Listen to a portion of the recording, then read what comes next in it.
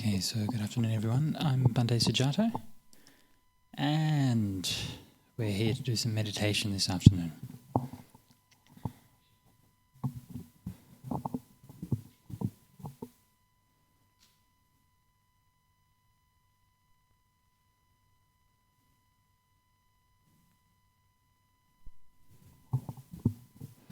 So I know that I did this recently, so I should remember this, but I always forget.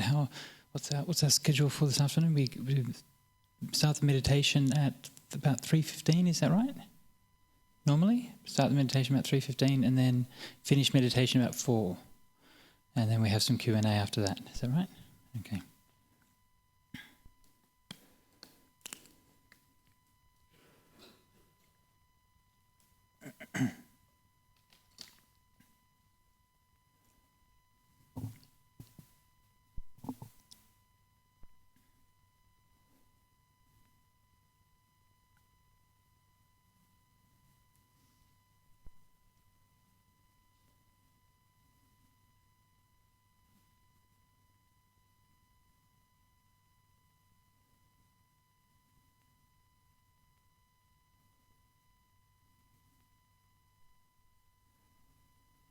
Okay, so we have a few minutes to talk about an aspect of meditation before we start the practice today.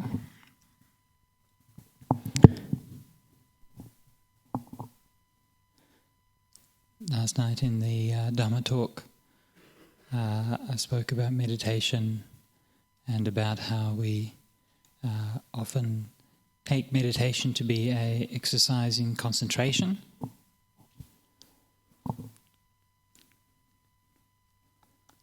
That we think that meditation means that we have to make ourselves pay attention to a meditation object.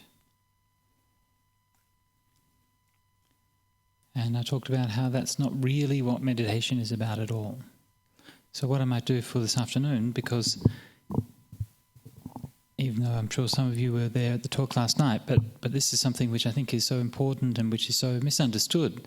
But I think we need to sometimes hammer things into our heads again and again before we finally get through to it. Especially with like meditation, because it's something that we practice, right? So you get into habits of how you approach it that are you're not really aware of. And I certainly know that's the case for my own practice. Sometimes you pick up things from when you first learnt how to meditate that you can keep on doing for many years after that without really kind of reflecting on it or realising that it doesn't actually have to be like that. So it's good to remember that since we start meditation as people who are unenlightened, well, at least to start with we're unenlightened, then we don't really know what we're doing. We kind of stumble along and have a guess and try this and try that. Gradually we learn as we go. So it's probably the case that most of the things we do when we start out are probably wrong. Actually, it's not always the case. Sometimes we get it right when we start and then get it wrong later on. But often this is the case. We approach things because we approach things from our own conditioning, from our ordinary ways of doing things. And because we're used to developing this idea of, how do you learn something, by applying yourself, by making yourself do it, by mastering it, by repeating it, by practicing again and again, that we bring this kind of same attitude to meditation.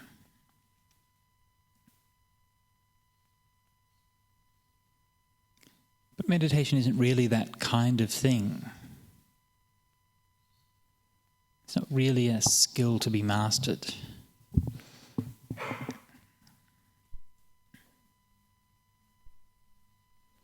I talked last night about this idea of, if we think of the instead of thinking of the present moment, of having to be in the present moment, if we think of the present. I really like this idea. So think of the present. So that the present is what is given to us. Right? Present is a gift.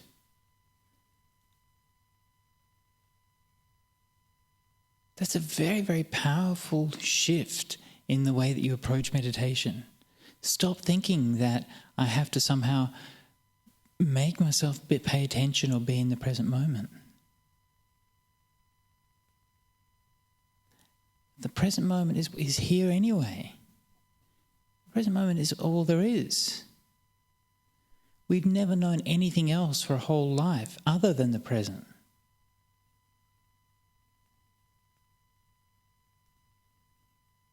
So there's no kind of present that we have to make ourselves pay attention to.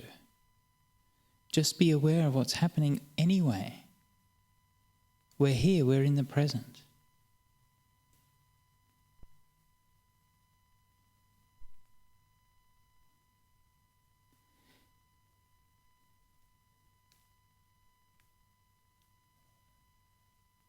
Don't think of meditation as something which you have to apply yourself to.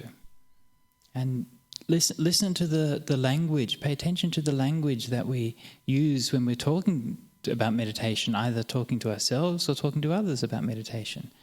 And we use words like we trying to meditate. Don't try to meditate, just meditate. We use these words, these very kind of revealing words like all of these thoughts are coming up. Thoughts aren't coming up. You're making those thoughts. Try shifting the language when you're describing it to yourself. See what a difference that makes. Instead of, I was trying to meditate and all of these thoughts keep coming in. Yeah? Think about it as I was meditating, and as I meditated, I kept thinking. I kept making these thoughts. And when you put it in that way and you put it in the first person, rather than you being the victim of the thoughts, right? Then you're the one who's doing them. You're accepting responsibility for them. And that's a much more honest way of talking about it. You see how that kind of subtle dishonesty slips into it. Oh, these thoughts, I was trying to meditate, right? Because I'm a good person and good people try to do the right thing, right? So there I was trying to meditate, but then all these thoughts kept annoying me. So I'm such a victim. If only those naughty thoughts wouldn't do those things. But that's nothing to do with me because I'm doing my bit, which is to try. So this is kind of subtle dishonesty in that way of approaching meditation. So instead of thinking about it like that, then think about it in terms that I'm meditating. As I meditate, then I keep thinking. Not somebody else, not thoughts arising, not thoughts coming in, but I was doing that. I was making those thoughts. So then you realize, okay, that's something that I'm doing. Because it's something that you're doing, it's something that you can stop doing. Right? You're not the victim of your own thoughts. You're the creator of your own thoughts. And if you can make them, you can stop making them.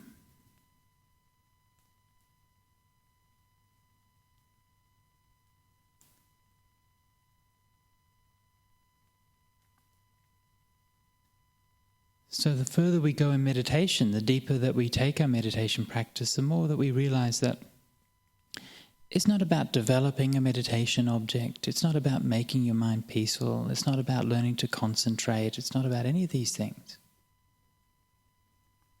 If anything, it's about learning to accept responsibility.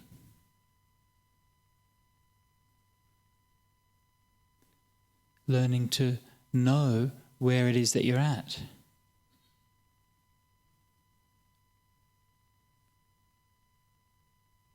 Learning to accept everything that you are, whether good or bad. Because the bad part of you, the part of you that you judge or that you don't like or reject, that part of you is also there in the meditation as well. So if you keep on trying to push it out and pretend that it doesn't exist or pretend that it's somehow outside you, you're just going to create a lot of suffering. So to start with, you just accept. And yeah, it is suffering. Yeah, it's true. You think all kinds of unwholesome thoughts, it's really kind of nasty or evil thoughts or, revenge or whatever. That's part of who you are. But we don't progress in meditation by rejecting those things, by pushing them out. We progress them by accepting them, by realizing them. And the amazing thing is that once we've accepted them, it's not such a big deal. Actually, thoughts are just thoughts. It's all right. You've had a million thoughts in your mind since the day you were born. You're all right. You're here. I haven't killed you or anyone else. Most of you anyway. Thoughts are okay. Emotions are okay. When was the last time, you sat in meditation and you tried to you didn't like what you were feeling. You're feeling sad or depressed or anxious or jealous or whatever. And then you try, I'm going to be meditated and I'm going to make myself peaceful so I don't have to feel that feeling anymore. Right? So that's what we do meditation for, so we can get rid of feelings that we don't like. And you can hear that when people describe meditation. This is a classic one when people do vipassana meditation and they do like these noting techniques and they do noting and they go, wow, it was amazing, I just noted it and it went away. Right? As if the purpose of being aware of something is to make it go away. And that's a relief. And you don't notice how you're getting attached to using meditation as a method of trying to control, of trying to get rid of. And every time that happens, actually that should be a disaster. Right? If you're meditating and you're aware of a painful feeling and it goes away, you should say, oh dear, the painful feeling's gone away. That was my friend. That was part of me. I had something to learn from that painful feeling and now it's gone. That's all right. Another one will come soon enough. So we just allow everything to be. Allow everything in. Don't judge, don't reject, don't try to control. And the more that you just let that all happen, you realize actually it's all okay. It's all just part of who you are. It's all just how the mind works, that's all. Nothing special.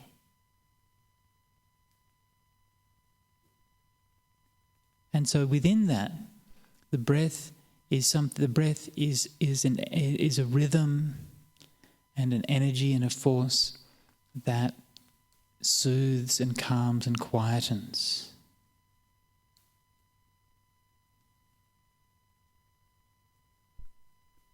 So we don't think of the breath as being something out there. It's not like an object that you pay attention to that's separate from who you are. Right? But the breath, think of the breath as being that rhythm or that movement within you, whose function is to calm you down, to settle all of those disturbances and sufferings and so on. Not to make them go away, but to make them be loved, be appeased, so that what was anxious before is no longer anxious. It's not pushed away, it's not outside, it's just okay, it's held, it's contained, it's all right. So if we practice like this, letting things be and letting the mind become more and more peaceful, then when your mind becomes more peaceful, it's a very real peace. It's not a tense peace. It's a peace that isn't afraid. You're not afraid of your own thoughts. You're not afraid of your own emotions.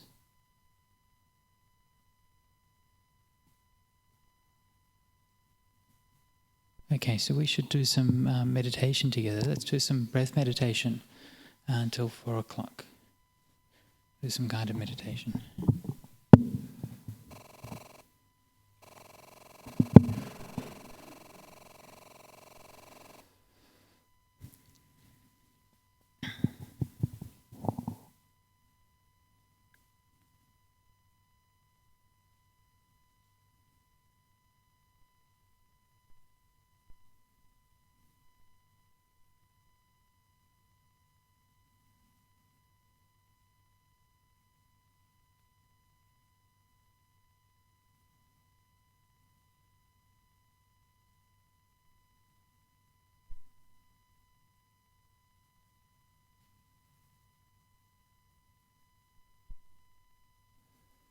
sitting quietly.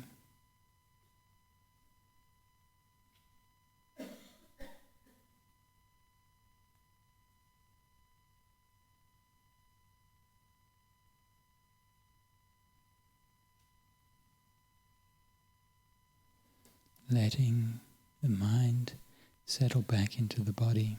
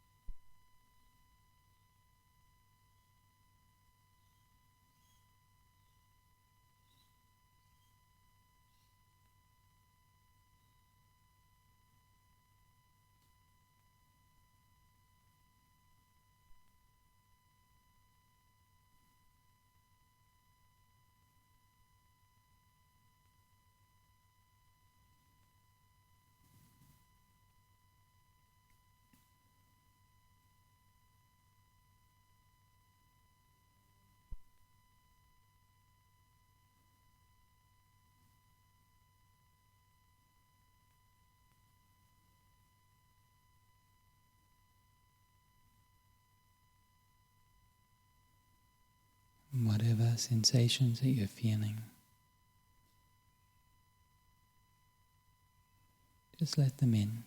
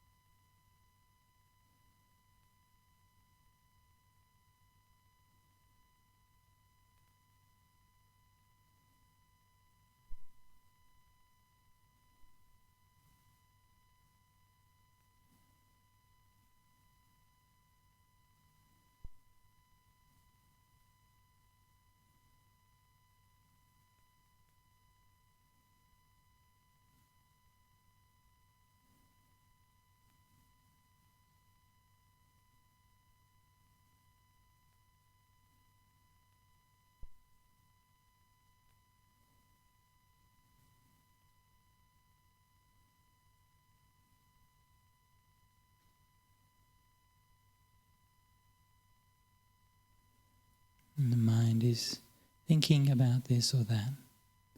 Just be aware of that thought. Don't get involved in it. Just appreciate, oh, okay. That's what I'm doing, I'm thinking that. If there's any suffering, then have compassion for that.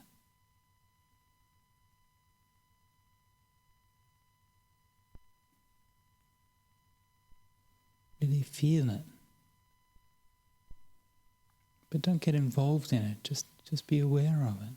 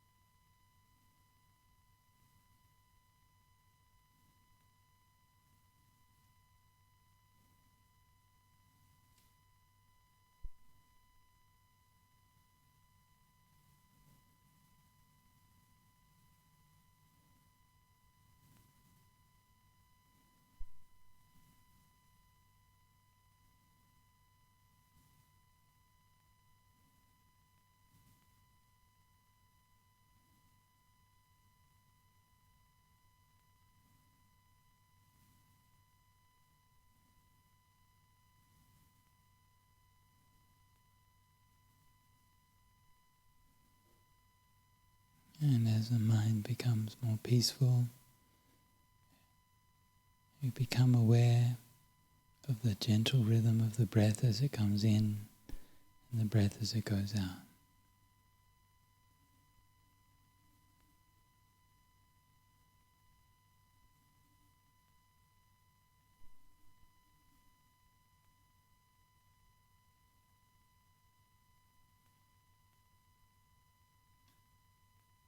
Breath coming in, breath going out. Breath coming in, breath going out.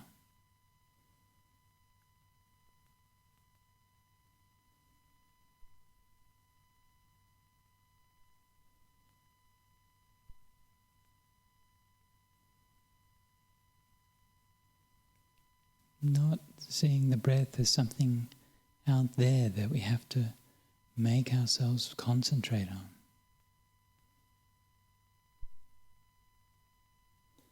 Instead, see the breath as something that comes to us.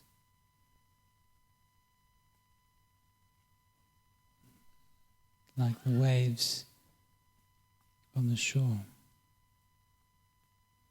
or like the wind in the trees.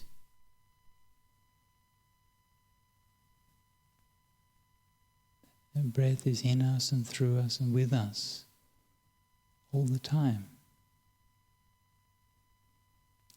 Let it calm you down.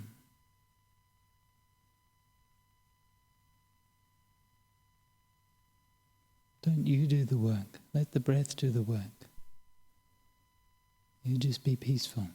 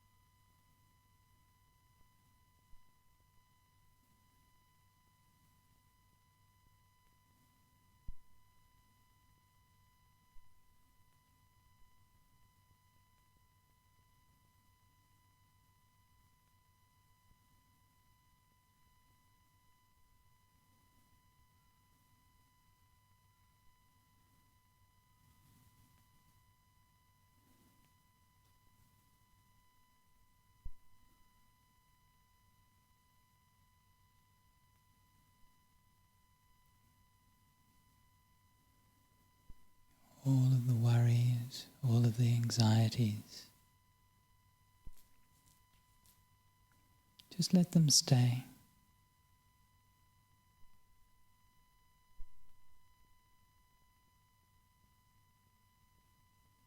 Invite them in. Be at peace with them.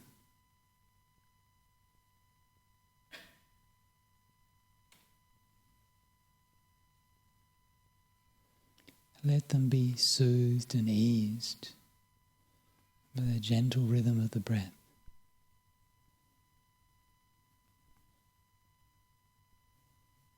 And breath coming in and breath going out. Breath coming in and breath going out.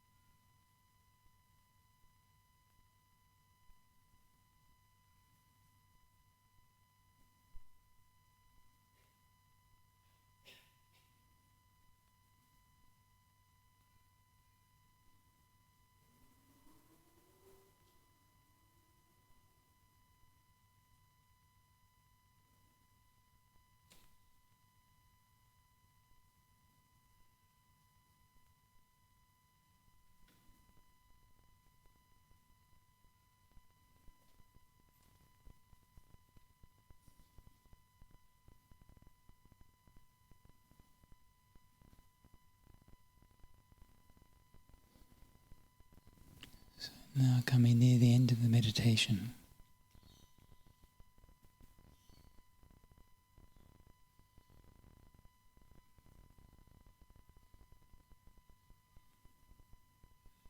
Let the mind come back into the body, into the senses.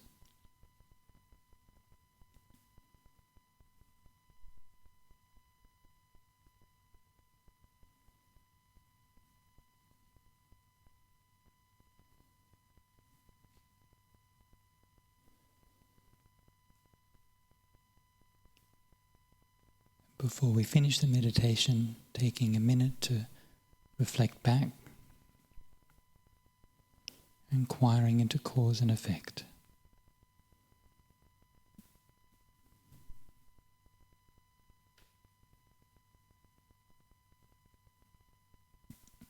What just happened? How did my mind change?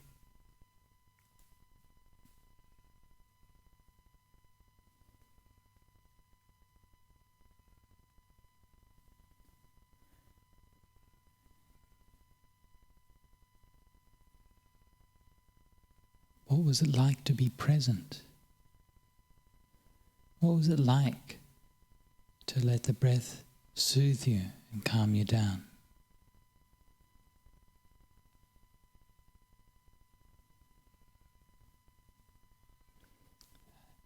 How does my mind feel like now compared to how it was at the start of the meditation?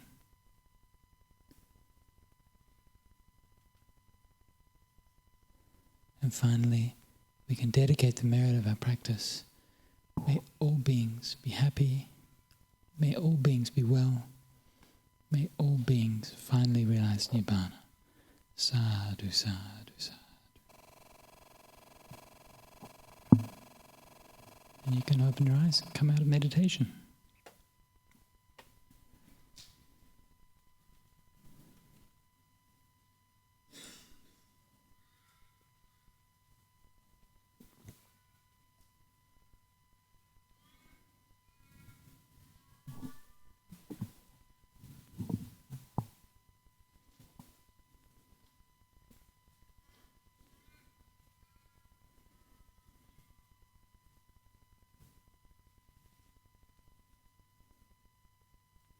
Okay, very good. So,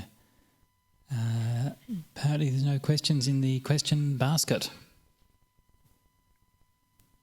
So are there any questions in your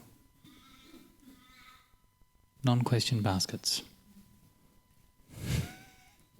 Otherwise known as the head.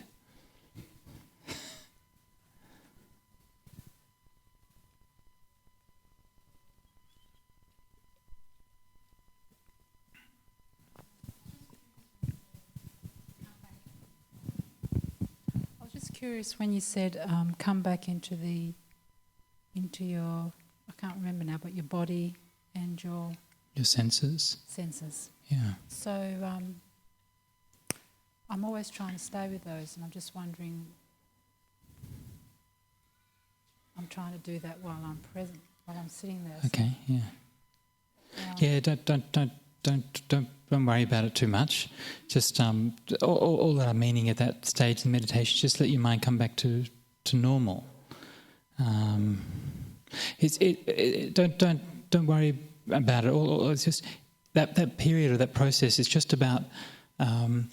It's just about allowing a period in between when your mind becomes quite settled in the meditation, and then when you come out and you start being so-called normal again. So sometimes we can sort of wrench the mind out of meditation if you go too quickly. So it's just about letting yourself have that period to sort of just wake up, come back, here I am. Yeah, that's all. Thank you. Yeah.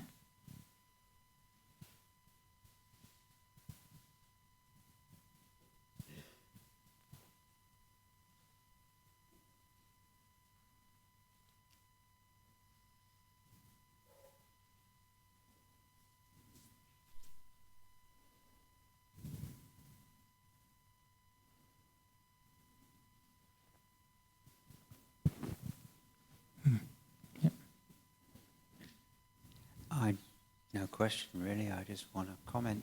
It was very helpful, taking responsibility for my thoughts.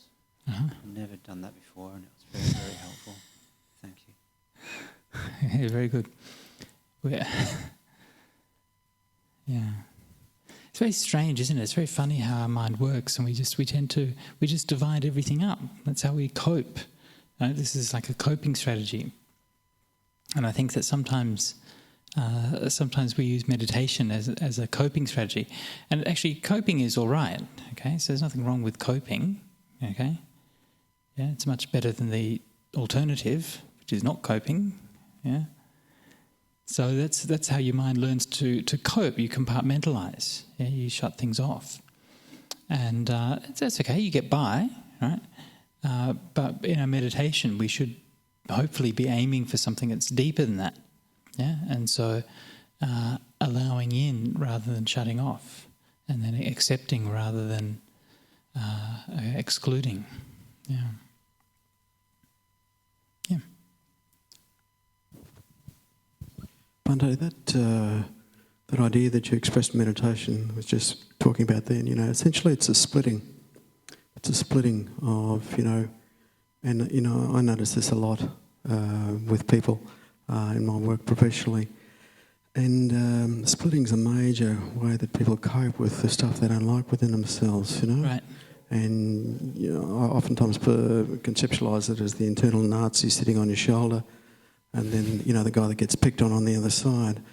There's lots of different ways of conceptualising it, but my question to you is about synthesis, about synthesising splits, because splits happen all the time in response to stress out in the world and in response to making efforts in meditation. Have you got any wise words on synthesis of that splitting, and is there a physiological component that is involved in that? Okay, so two aspects of that. Okay, so in terms of the the usual word in psychology that they use rather than synthesis would be integration. Yeah, sure. So it's not this method. It's just terminology. But I think the idea behind integration, as far as I understand it, is that essentially that the different parts will talk to each other. Okay, because the splitting itself forms a function.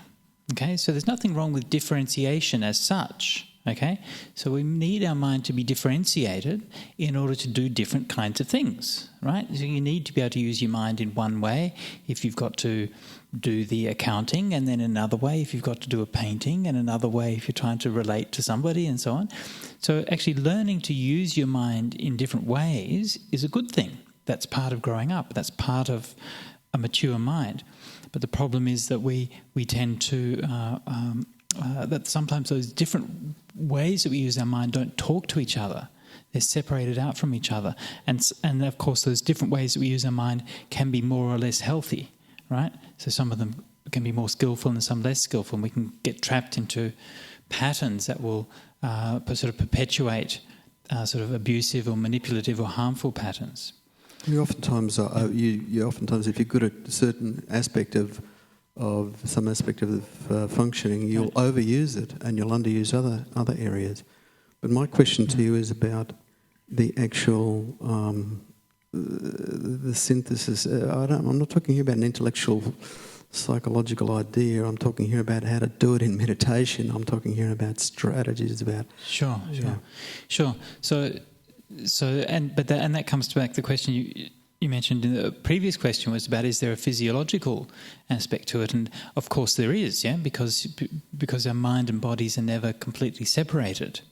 So these things actually do express themselves through our body, and you can feel them. They'll result in a different posture or a different whatever, a different way of holding your body.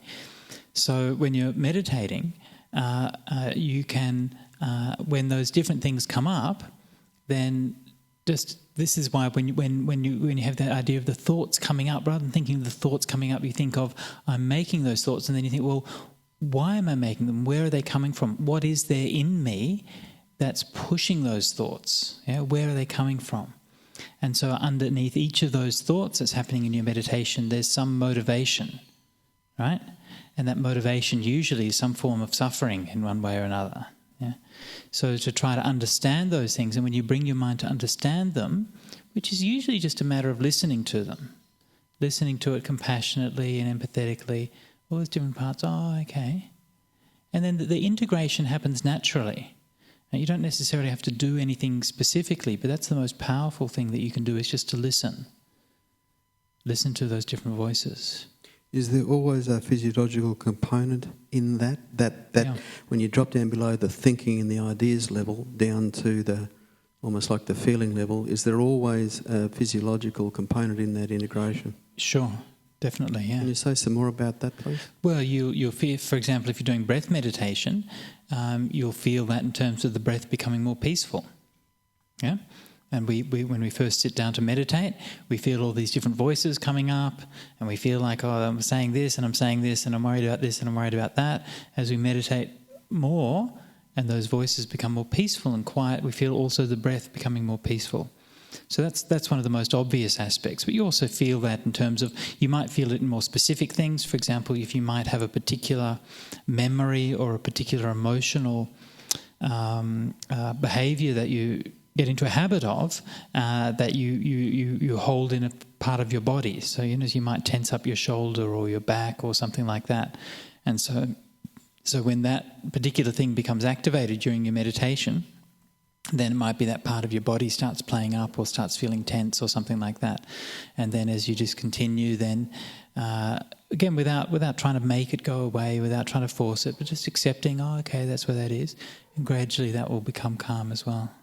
The Vipassana people talk about the end of the in-breath and the end of the out-breath, and a place where a lot of emotion is stored. And I know, from bodywork, that people freeze difficult to deal with emotions at the end of the in-breath and the end of the out-breath. Okay, yeah. And so, is that where you really need to be looking for chilling and softening and all that sort of stuff?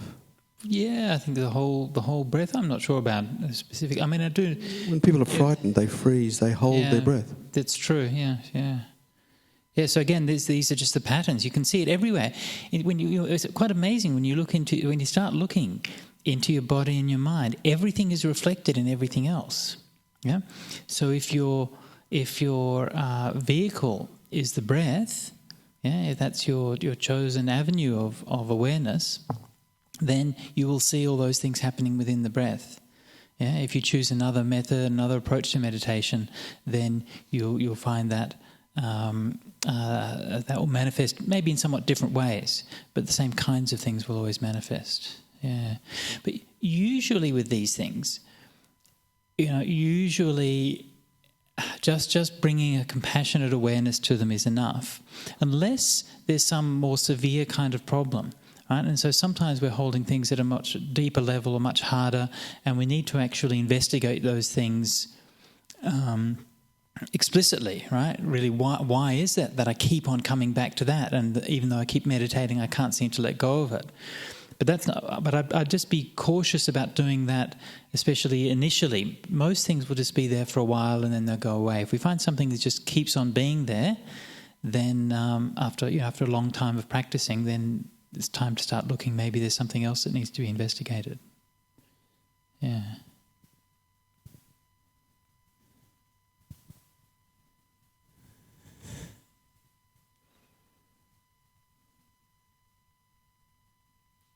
So just before we go, I just wanted to know, is anybody here doing the Oprah Winfrey Meditation Challenge? No? Oh, don't be embarrassed. Now, Oprah Winfrey's did a 21-day meditation challenge together with Deepak Chopra. Yeah, so you're supposed to meditate every day for 21 days. And then you get like an email and you get guided meditations and so on and so forth. No one's doing it? No. Is it too late to start? You can try, yeah. I'm not sure when the deadline is, yeah.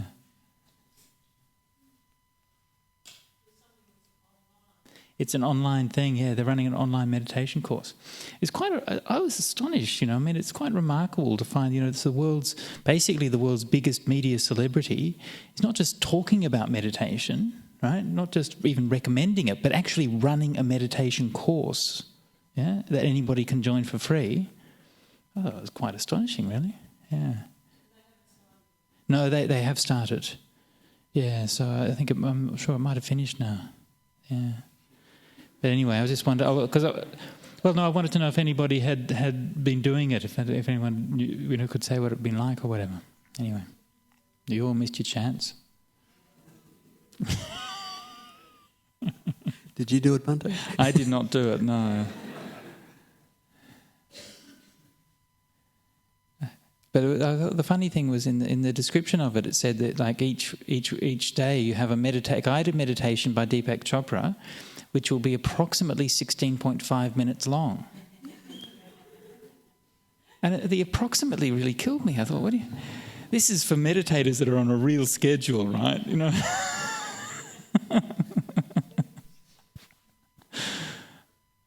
Anyway, okay, let's finish up by paying respects to the Triple Gem.